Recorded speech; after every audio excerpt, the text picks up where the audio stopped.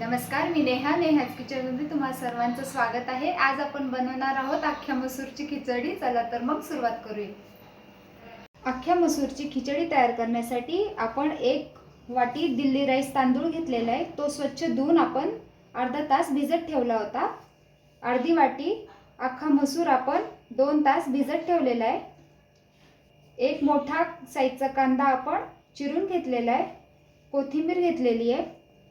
खिचडी तयार करण्यासाठी आपल्याला एक वाटण तयार करावं लागेल। त्यासाठी आपण एक छोटा खोबऱ्याचा तुकडा बारीक चॉप करून घेतलेला आहे। 10-12 लसणाच्या पाकळ्या घेतलेल्या आहे। आलं घेतलेलं आहे। 4 हिरव्या मिरच्या घेतल्या आहे। हिरव्या मिरच्या तुम्ही तुमच्या आवडीनुसार कमी जास्त करू शकता। शहाजिरा घेतलेला आहे। दालचिनी घेतलेली आहे। 3 आपण लवंग आणि काळी मिरी घेतलेली आहे।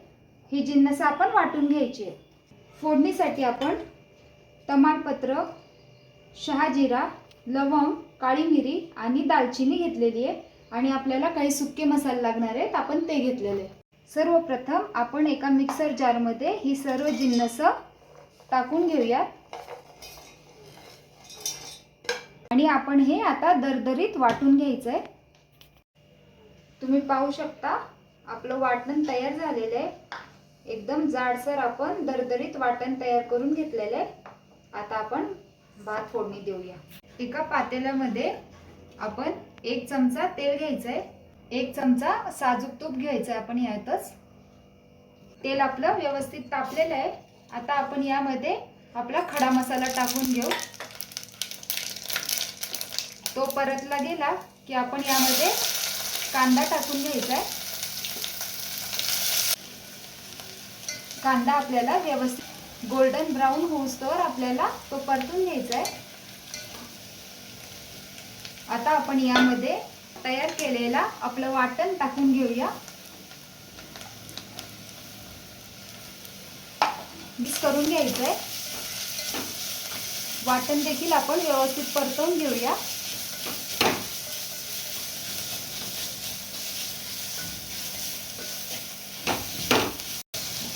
कांदा आपला व्यवस्थित परतला गेला आहे। मसालाही आपला त्याच्यामध्ये भाजला गेलेला आहे। आता आपण याच्यामध्ये सुके मसाले टाकून घेऊ। पाव चमचा आपण हळद टाकायची आहे। 1 चमचा गरम मसाला, 1 चमचा धना पावडर टाकून घेऊ। आपण बिर्याणी मसाला टाकून घ्यायचा आहे।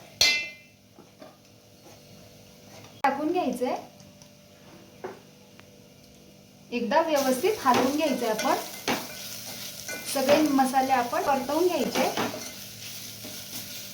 मसाले व्यवस्थित परतले गेले। आता आपण यामध्ये आपला भिजवून ठेवलेला अख्खा मसूर यामध्ये घालून घेऊया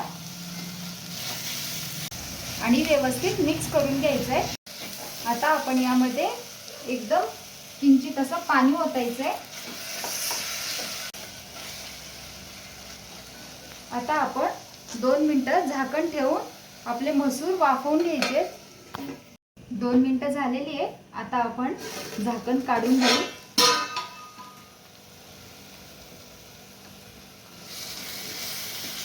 आता आपण यामध्ये 1 तांब्या पाणी ओतून घेऊ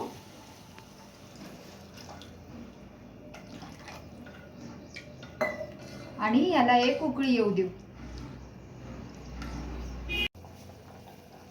आता पाण्याला उकळी आलेली आहे। आता आपण हे भिजत ठेवलेले तांदूळ यामध्ये घालून घेऊया।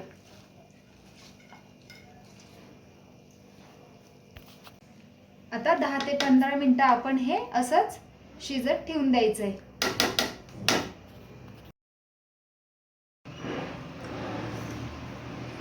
दहा मिनिटं झालेली आहेत। आपलं भात व्यवस्थित तयार झालेला आहे। आता याला आपण 2 मिनिटं फक्त झाकून वाफवून घेऊया। 2 मिनिटं झालेली आहे। आता आपण एकदा चेक करू।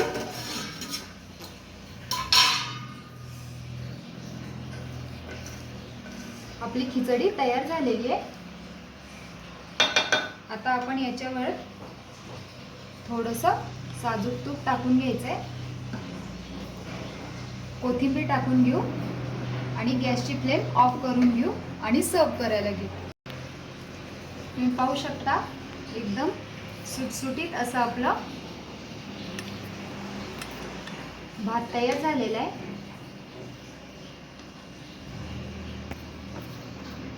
कशी वाटली तुम्हाला रेसिपी कमेंट करून नक्की कळवा. आवडल्यास लाईक शेअर सबस्क्राईब करायला विसरू नका. भेटूया पुन्हा अशाच नवीन रेसिपीसोबत. Bye bye.